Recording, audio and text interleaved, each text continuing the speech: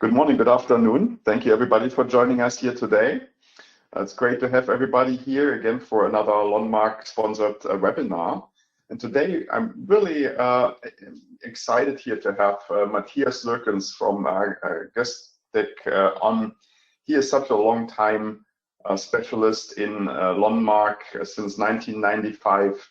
He has been active and he holds the position of the Chief Technical Officer at Gestec. So it's really great to have him here today. And in particular, since he will talk to us a little bit about applications that might not come to mind immediately when you think LON and building automation. So we'll hear about additional things, fire protection, elevators, and such applications that typically are not initially discussed when you talk about building automation. So it's really a good opportunity here to learn more about that. About the webinar today, the webinar is going to be recorded, and both the slides and the recording will be made available on our website. So you can always come back to that and review it at a later point in time again. If you have questions, please add them to the questions box that is located in the GoToWebinar control panel. You'll see one tab that says questions. So just post your question there and we will look at them and discuss them with Matthias after the presentation. And with that, I think nothing much else to say here. So I'll pass it on to you, Matthias. Okay, thank you, Rolf, and thank you for your audience all. Today I want to talk a little bit about, I call it hidden champions in LON. So we know LON normally from building automation or from applications needing the full LON standard from layer 1 up to layer 7 with all the stuff we did in LON. But there are a couple of, we call it hidden applications or secret applications even more. And so this is not a deep technical webinar, but it is a walk through different applications, and I think from time to time you will be surprised how much you are surrounded by LON.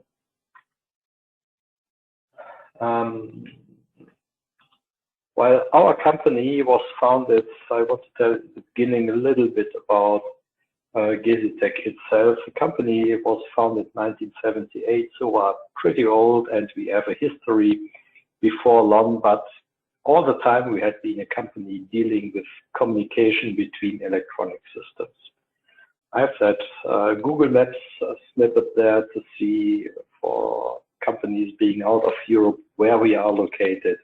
We are a spin-off of the university here in Aachen, and we are serving customers worldwide, actually in something around 90 countries. So we are very familiar with global needs in automation. What is our business? The main business is LON, selling infrastructure components. In the past, we did much more, but this is a business where we have at least no collisions with our customers. We have a new branch, which is HDPLC, not only LON on power line with high speed, but additionally backnet or even tunneling the dump Modbus RTU. So this can be done with our power line technology. We have a wireless temperature monitoring system for food distribution, shops, quick service restaurants, and so on. And we are delivering designs we have from the 90s. Today, one of my colleagues is doing repair. He came up and said, okay, we got a board for repair, which is from 1987. So we are still to repair that old designs, and we are still delivering some of them. This is hardcore, like turbines for power stations and different. So that's our skill. Myself, I'm 57 years old, so not yet that old like the company, but I'm in the company since 1989. I'm a communication specialist and working in LON already since, I think, much more than 10 years. I had been member of the board of directors of LON International. I stepped back a little bit, just doing the German task group, and I'm dealing with standardization in the European standards committees. You will find my contact details, so if you have any questions later, please ask. When we are talking about hidden champions, we know that there are some well-known applications like building automation, smart metering, that big project in Italy with a couple of millions devices. And in all of that applications, we need to use the interoperability and multi-vendor capabilities of LON in a full stack method. So from layer 1 to layer 7, using standard variables, standard functional profiles. And these projects are mainly done in free topology technology or in Powerline. So this is what we normally recognize. We have an industrial user for LON, and he told me sometimes, oh, LON, that is the technology to turn on and off lights in building. Why do you use that for industrial automation? So it is really necessary to talk about what features LON has additionally, besides that what we know from the large scale building automation applications. We start with, okay, the field bus is reducing the number of cables. That's pretty simple, but and that can do others. But in LON we have a free topology with high reliability, harshness, with a very good cable length, and even that feature is mostly important for a couple of applications. We will see that when we go later to the gas stations. LON is completely routable on layer 3, so it is completely transparent, which is not the same like if you are routing Modbus or BACnet or KNX. This is not transparent routable. We have modularity, so you can scale a big system into small ones. So that makes it easier to control. Sample for that will be later in transportation or in hospitals. If we are talking about buildings, we normally are using LONmaker or other tools. So it is in a scenario where a system integrator puts all devices together, but in hidden applications, we normally have self-installation or an embedded installation device like the smart server or the processors like a DM20, or it is even installed in the devices itself. Compared with other field buses, we can use a large number of devices in a network, and in a lot of industrial applications, not network variables and bindings are used, but explicit messages. So that are the main differences from proprietary hidden applications to the standard applications. And today I want to talk more about the non-standard applications. It is transportation, railway, gas stations, and at the end something which is exotic. If we talk about the ingenuity of LON, I came up with that when I was tidying up an old room here. I saw that is an engineering and marketing bulletin from Echelon about charging electric vehicles, and you see it's from 1993. So it's very visionary, and it already showed us more or less 30 years ago the big potential of the technology, just for your love.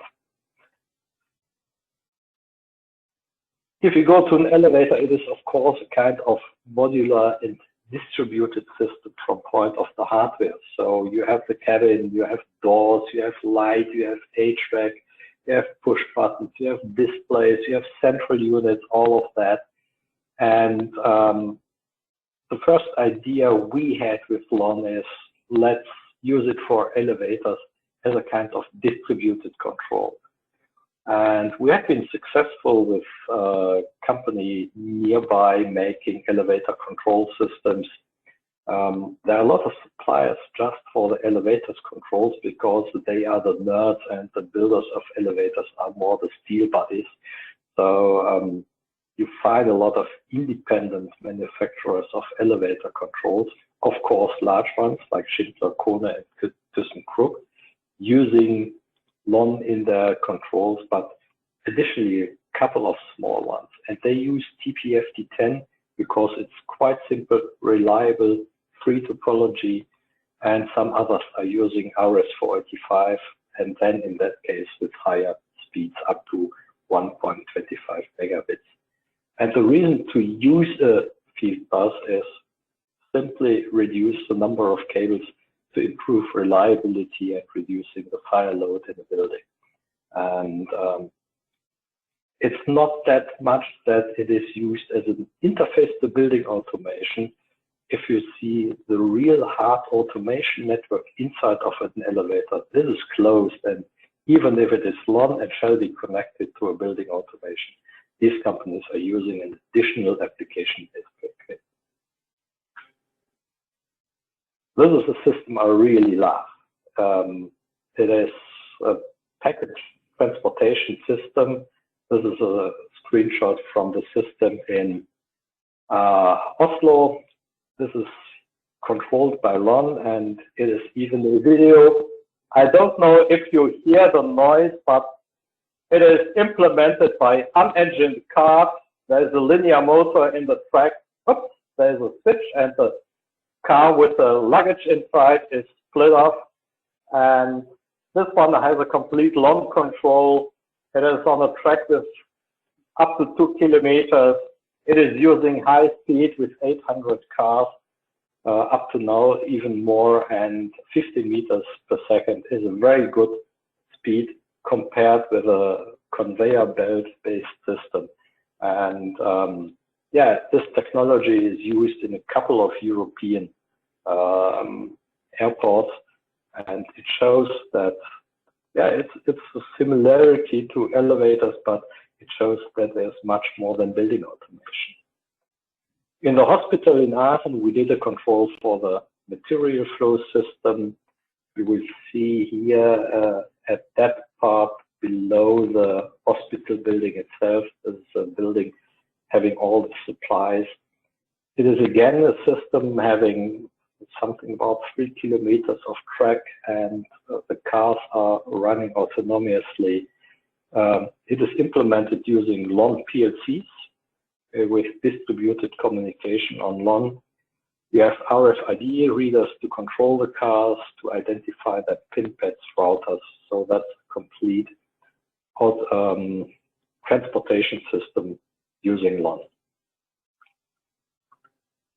We did the same for a bookseller, so the small competitor of Amazon with a similar technology, identification here using barcode readers with LON, again pin pads, and this has a self-installation mode, so all the nodes communicate with each other, find the best network topology logically, and do all the installation without having a LON maker. So you can add and you can remove devices, and there's no engineering necessary. Yet another one using LON is stage machinery for winches, so they're moving up and down the theater curtains. The biggest application is Covent Garden in London, where the Beauty and the Beast was played, and they are using TPFD10 because of the length, reliability, and free topology. The protocol on top doesn't interest, it's completely proprietary. The next one is railway technology. I have samples for air brakes, the New York Metro, high-speed trains, and a little bit else. We have applications mostly in the United States and China, but together with some trains in UK, in Germany, we have LON applications in railway in Europe too. If you have a look at a metro car, you see that we have a lot of systems inside. We have lighting, we have CCTV, we have HVAC, we have doors, we have brakes, we have passenger information. And if they can communicate on a single bus, it is easier to control and to monitor them. So each train has a black box and needs to maintain and supervise and control all of the devices. And that makes it pretty clear that we need to have a network system inside of a train. Well, the pretty good one is the air braking system for long freight trains in the US. It is not that much known here in Europe where I am located, but a freight train in the US can be 2 or 3 miles long. So it's an immense lindworm who is going through the landscape. And if you want to stop that train, it is a good mean to have a communication from the locomotive to the last car to optimize braking. And with a controlled braking on a network, they are able to reduce the distance to stop the train for more than 30%. That's the reason to have a network braked. And so they need to have a reliable communication on a distance for 2 or 3 kilometers or up to 2 miles with a sufficient speed. And they are using from car to car more or less power line communication inside of the car for controlling the brakes. It is TPFT10. And yeah, on that right bottom, you see the cockpit of a train, of a locomotive, and our interfaces, our LON interfaces are inside of the touchpads here, which is the electronic cockpit, supervisory cockpit of a train. And it's the incredible huge number of neuron chips which have been sold to that application. This is from New York. So if you are traveling in New York on the metro, most likely you will take a seat in a car which is using LON for internal and car-to-car communication. And I changed the color for everything which is LON to red. So you see that we have internally in the car, we already have 3 networks. We have the passenger information network, which is here, they call it a sign network. We have the complete automation network for propulsion, braking, information about the body, information about the electrical system. You have the system for the event recorder, and of course a car-to-car communication, which is usually done using power line. And I have no very precise information about that, but it seems to be that it is high definition power line. So something having 40 up to 50 megabits per second communication from car to car, since of course they are spreading Ethernet and video information from car to car. The Archela train in the US, high-speed train operated by Amtrak, he is having active body control to allow high-speed curve passaging, and in that case, it is even more the LON network is actively controlling the car, which is pretty good because it needs an extreme high reliability of the network. So if you have building automation, it is not really necessary that you have an extremely high reliability. You can repeat a message. If the Archela has another high reliability network, it will flow out of the track.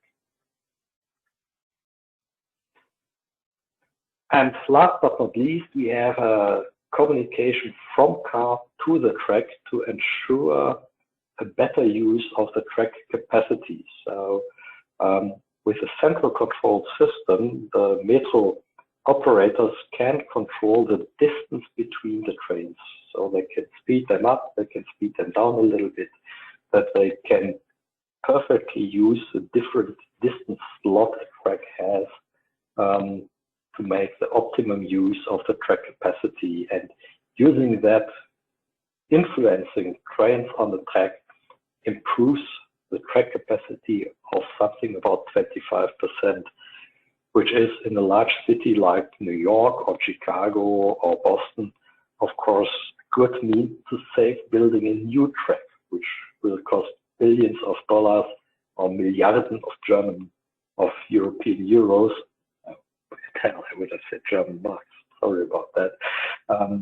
But that's a very good mean, and it is a communication between a LONWorks car, between LONWorks signing, and between LONWorks switches on the track. So for all of that, LON is used, and LON is the mean to implement CBTC. If you want to know more about that, just type CBTC Thales or Zeltrek Thales, and you will find some pretty nice YouTube movies showing how that works. The next large area I want to talk about are gas stations. The British word is forecourts.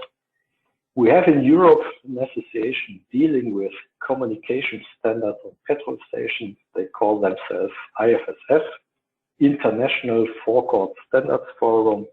At the end of the day, it is maybe international except the US, because in the US, other standards are used for communication on the side, and especially for electronic payment. If you have a look at a European gas station, you will see that they are selling something about 10 million liters per year. And so you can see there's a huge amount of money going through that side. On the side, we have usually dispensers. We have a tank level gauge showing how much fuel is left in the tanks. Of course, we have a price sign. You can do outdoor payment. There's a car wash. We have a point of sales, and we have a back office dealing how much fuel was dispensed through the nozzles and how much is still in the tank. Fuel is something changing volume due to temperature, so it is not pretty easy to bring that together, since the amount of fuel which is dispensed is measured at a standardized temperature. So that gives some problems to reconciliate how much was paid, but how much is left in the tank. Yeah. The IFSF started in 1992 with LON, especially with TPFT10, because it is a reliable network and it can run not only on the twisted pair cables we know in buildings, but additionally on power cables, band cables, for bus, everything what you can imagine, telephone cables. And LON with TPFT10 was the only technology being able to run on all that bad wiring you have on a gas station.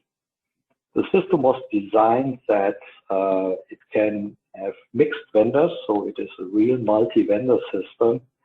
And the special thing about that, the oil companies try to reduce the price for a dispenser. The dispenser is, before that, had in Europe a cost of something about 70,000 British pounds, and after making a standard communication protocol, it dropped down to 25,000. Before, the oil companies had been tied to their suppliers. Later, they could choose because the dispensers became replaceable. So every time when you go to a site, you are dispensing and you see the amount of money you have to pay on the display, and you go into the shop and you pay. You know that there is some information between the dispenser and the cashier system. And additionally, you can think of EasyTech because we earn our money with selling infrastructure for that. Yeah, you see here the typical layout, the typical devices on the side. The IFSF protocol is pretty simple designed.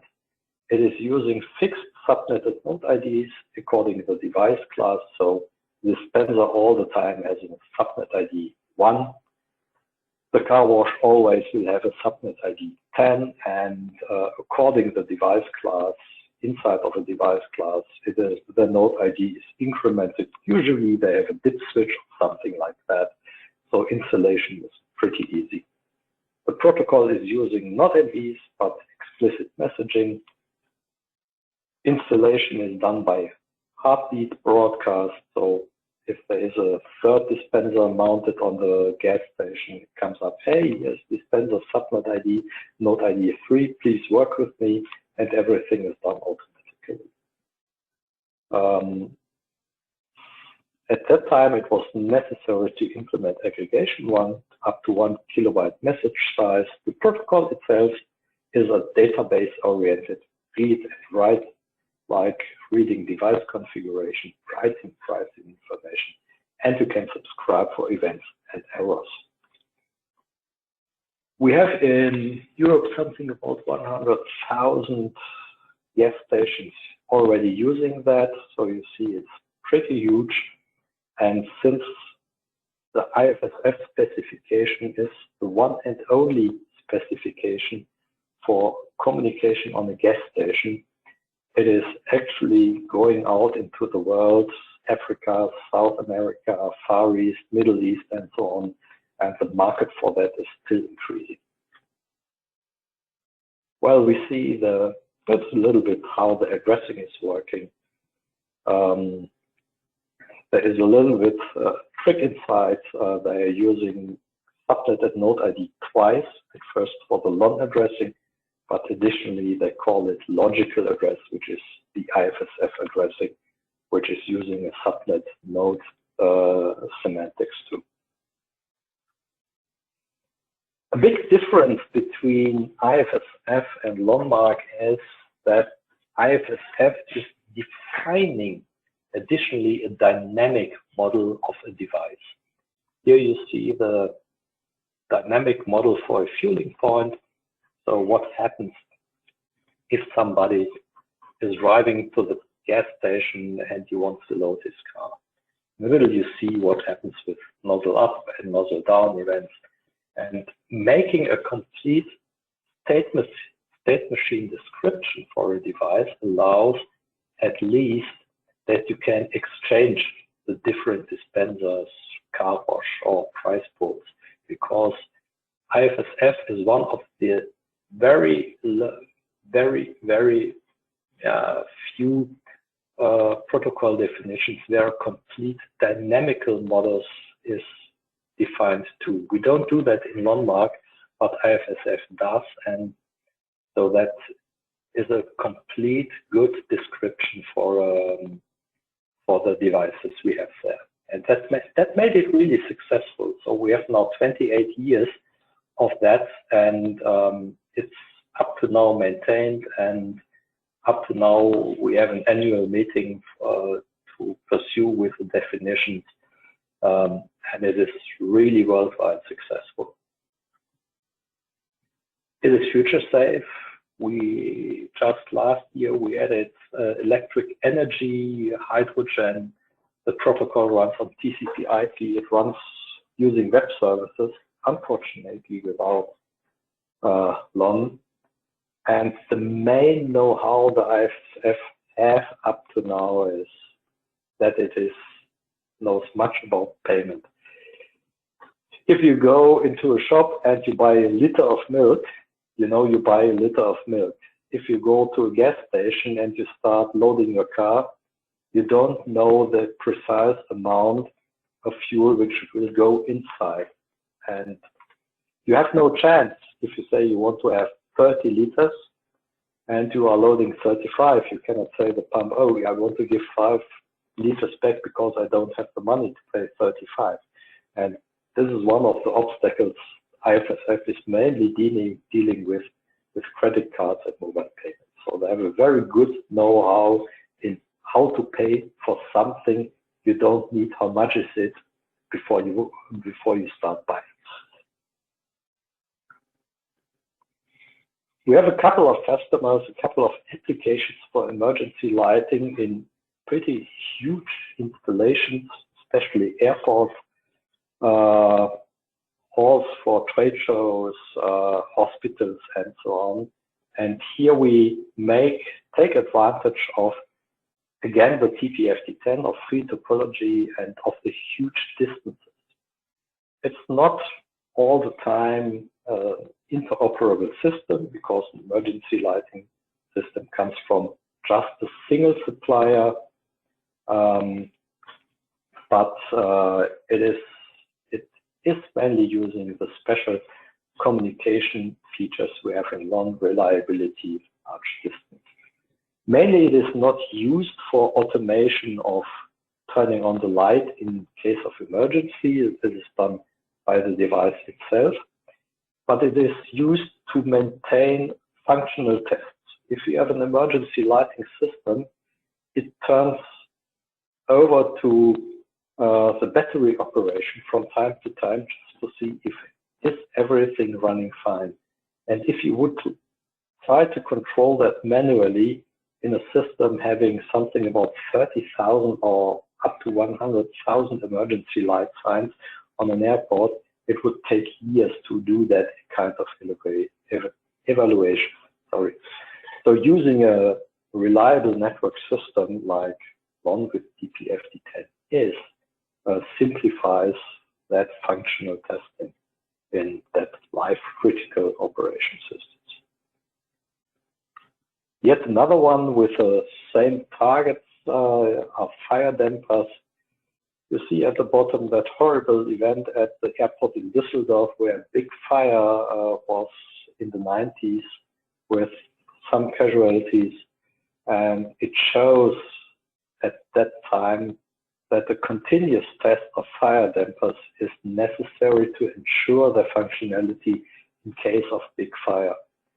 So there are a couple of manufacturers of fire dampers using LON for communication, and especially, once again, like the emergency lighting, for functional test only.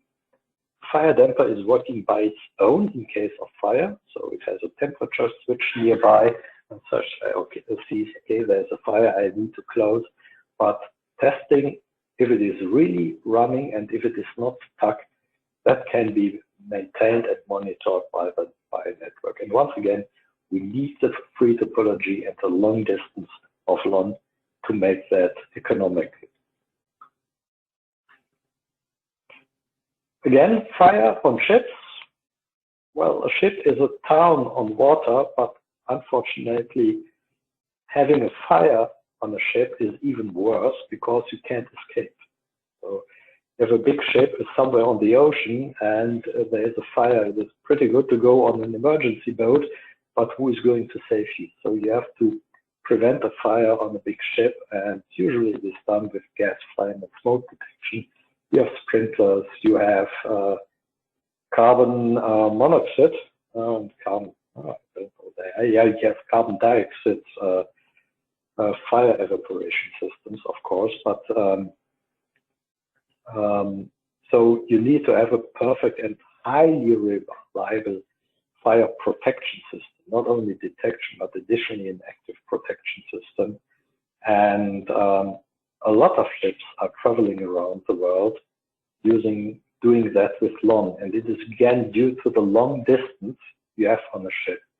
And I have two samples. It is the Stena lines are using LON on the ships. I talked with a system integrator who had been doing integration on the Stena line. He came up with a story. Well, if you're doing integration on a ship, you need to be ready before it goes on sea. Otherwise, in case of a ferry, it takes you 70 hours extra long until it returns. And one of the famous samples is the USS Zumwalt. I don't know if I pronounced that properly, but the high-end destroyer of the United States is using LON for the fire protection system. Unfortunately, it is a single unit because it became that expensive that the US Navy decided to have just one. Another critical application for life-critical applications are sensors for hazardous gases. You find that in semiconductor production. I think it is due to Motorola, who was one of the first chip manufacturers for neuron chips, that they introduced LON as the standard interface for that kind of sensors. And you will find a lot of fabs making silicon equipment, wafers, or lithography or something, all of that, where they are dealing with hazardous substances, a lot of acid and a lot of gases, which are really life dangerous. They're using LON for communication between that sensors. Another one that was the smallest project we ever had was a hydrazine sensor on an airport here in Germany of the US Air Force. The F-16 Fighting Falcon, it is a single engine jet, and they have an emergency generator on board, and this is powered by hydrazine, which is a very awful liquid because it is causing cancer and it is extremely poisonous. And so they are using a sensor having a LON interface. Previously Cellweger, now it is owned by Honeywell. And so it was a single data point monitoring. Is there the hydrazine concentration too high? And then there was an alarm raised. So it was just due that that sensor has a LON interface. But you will find that, and you normally will never know that, especially in that kind of applications, you will find a lot of neural chips. Different, again, with gas sensors, control engine test for combustion engines, for networking the testing equipment, carbon monoxide sensors for parking garages. This is from a company here located in Aachen, where I'm from. I never knew that they are doing that, so we have been working around 30 years side by side as a LONWorks user, and we never knew from each other, but I now picked that up. And you see again in the parking garage, you have a high range, you need to high distances, you need to have reliability network because it is life critical that this network is running. If we are at life critical systems, we are talking about hospitals. Company in Germany, they are selling all over the world a gas monitoring system for hospitals. And this is nitrogen, oxygen, pressured air, and which is not even a gas, but and vacuum for medical systems. And if you have usually a centralized gas system, here are the bottles, here compressors for the compressed air, you need to control the pressure of the whole system, and this is done with a LON network system. So we have the boxes where you monitor the pressure, you have panels where you can see are there alarms, you have more detailed panels with having a text interface, interfaces to the building automation, controls of the pressures where the gas comes from. And you can imagine, what are we talking about again? It is TP-FD10, high reliability, long distance, free topology. And this is the system not using network variables, but explicit messaging. It is self-installing, which simplifies maintenance and ensures high operability times of the system.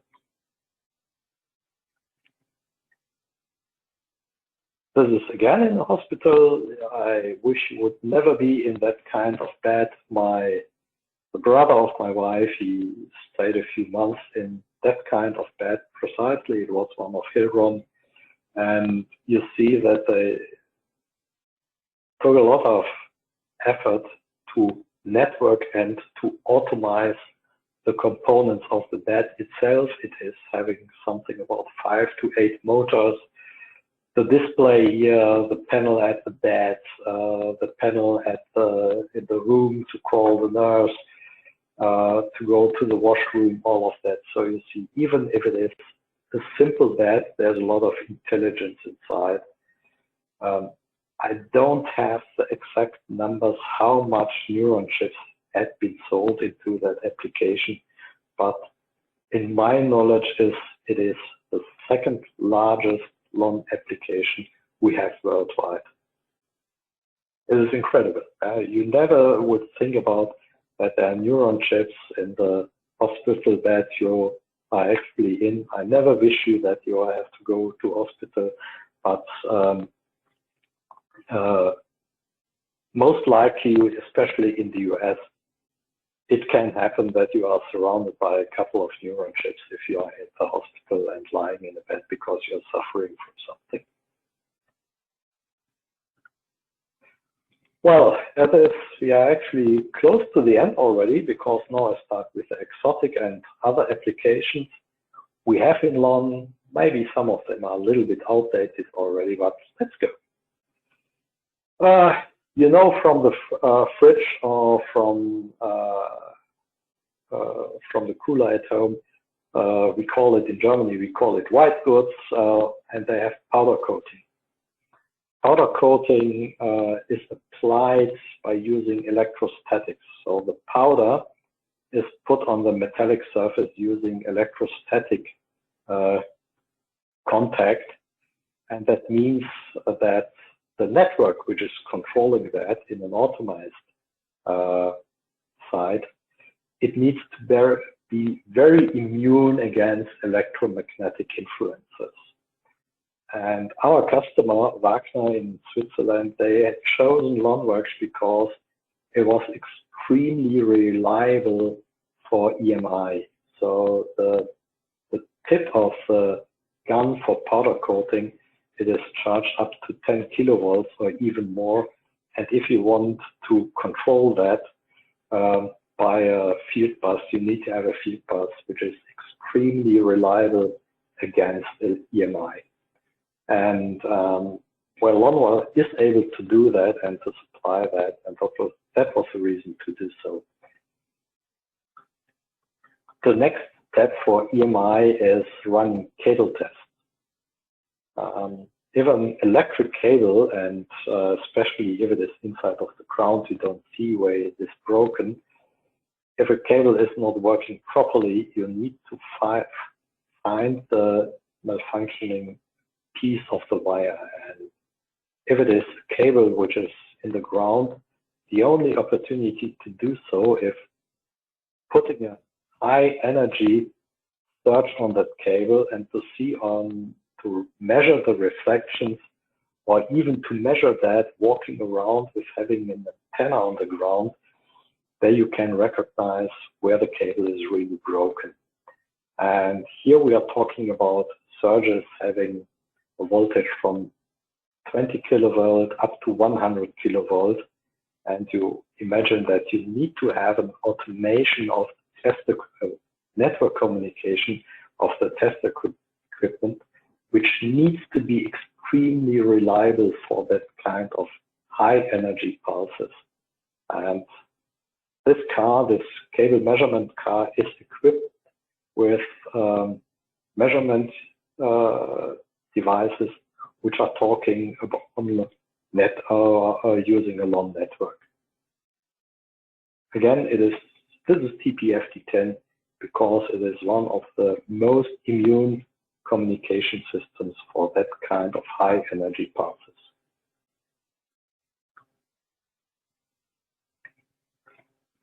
This is another one I like. This is an autonomous underwater vehicle. There is a design in the world which is using LON for controlling the motors. That kind of unmanned submarine, which is operating autonomously, it is a modular system. So LON is used because they can take advantage of the possible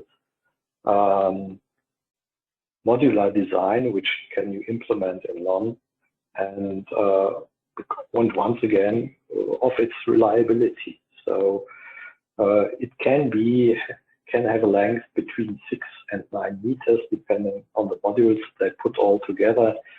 It is using PC104 as computer technology. We have up to 16 of that controllers per vehicle, so it's pretty large. They're using twisted paired 1250, so high-speed LON communication. It's a small network, so distance is not an issue. And they never lost one of that due to communication problems. The official performance is something about 300-meter depth in the ocean and 36 hours of operation. And the main task is that these AUVs are mapping the seabed. One of that found the Air France flight 447 in the Sea of Brazil, which has gone lost.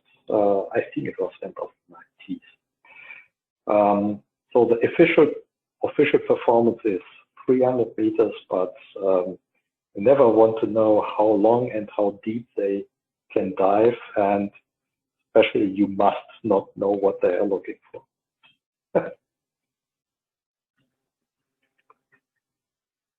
Well, another one which comes more to, it's in Germany, we are close to 6. So I'm ready for the beer after the webinar. And we have a company here in Belgium using LON for tap control. It is not only for dispensing all the time the right amount of beer, but additionally for reconciliation with the brewery. Normally, pub, they have a contract with the brewery and they have to buy the beer at the brewery. And so they cannot go to a shop and buy some kegs of beer and use that, and that would be cheaper. So the brewery is able to control how much beer flew through the tap, and additionally the tap is able to communicate with the point of sale. On the left side you see the latest product, which is tap yourself, and so you can buy your beer or you can pay with a credit card, and so the tap needs to be controlled by something which is controlling the electronic payment. And it gives me now the idea that the IFSF would be able to deal with not only with gas and fuel, but and energy and hydrogen, but with beer too. Yeah, that's pretty. ABB was a company using LON for motor control systems in industry, wherever something heavy material is moved around, coal, paper, potatoes, all of that, maybe on conveyors, on rotating engines and so on. And that system, which is still served and will be delivered up to 2025, is using LON for communication between the FCUs. There are gateways from TP-FT10, once again, the same story, reliability, length, free topology, to TP-XF1250, to Ethernet, and we built a couple of components for that system, and it was one of the cash cows of our company. So we never would know that they are using LON, but it was a very pretty large application. Another one is communication in substations. So for energy distribution from the mid-range voltage to the low-range voltage, that was mainly done using fiber optics, special transceivers for LON in fiber optics, but inside of the substation, RS485 and TP-FT10. So once again, high-ended, high reliability application, which was used for LON. Yeah. That ends my presentation. I hope you liked it.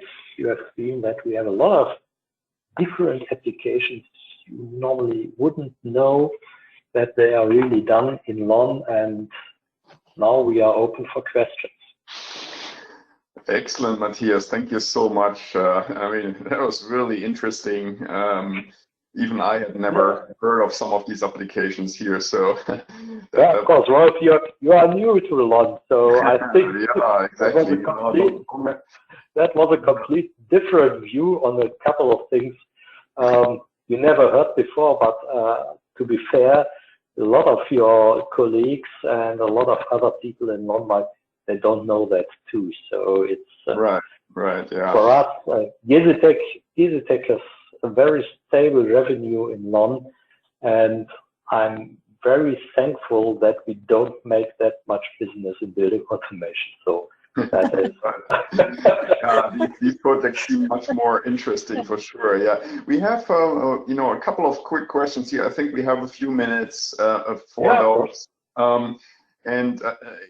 Maybe some of it was clarified later, but in the very first use case that you showed, the baggage transportation, could you briefly talk about where do the LON devices really sit here? Are they sensors? Are they controllers? Yeah. Well, we have both of them. So the cars here are identified either with RFID or with barcodes. So we have RFID and barcode readers with a LON interface. We have the control for the linear motor in the track, which is LON works, and we have the control for the switches here to split the track, which is done in LON works too. These are the components we have at the track. There are additional components for loading and unloading the cars, and that cage. So when a car is unloaded, there's a small piece inside of the track which can be elevated so that the baggage will fall out. And of course, that is maintained with a small LON actuator too. The system is networked, of course, it is LON, and there are routers from non-TP-FD10 to Ethernet. At that time, it was proprietary because it was already designed before we had LON IP. And there is, of course, a central system because the baggage tag you get when you check in your luggage needs to be mapped somewhere into the system. The specialty of that kind of system with the backtracks or the hospital or the bookseller is that we are talking about destination coded vehicles. So the switch has a list of car numbers, and the switch knows this car has to be split off the track to the other track. So all the time there is a list updated inside of the switches to know which car is approaching and what do I have to do with the car.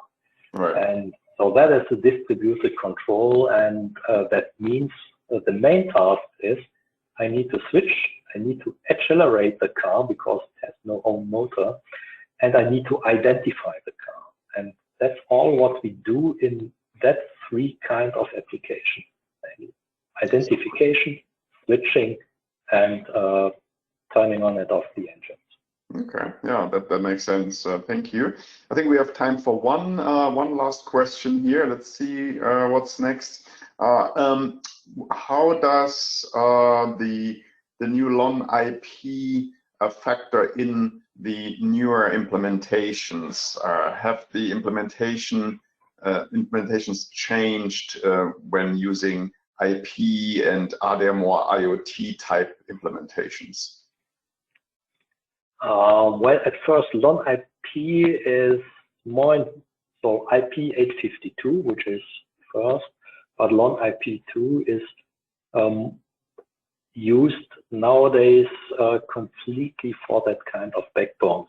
Yeah, I said in the backtrack systems, we had an Ethernet router, which was proprietary, and it didn't operate very well, I have to confess. It was a company from South Africa, and it was not reliably designed because there had been some protocol issues. But nowadays, you find a lot of course, IP852, which has the largest installed base as an IP standard. But additionally, you find more and more LON IPs, the IP70 channel, which is now coming up for that kind of backbones, like we have in the large scale, large area applications on airports, on petrol sites. We have a company in Germany doing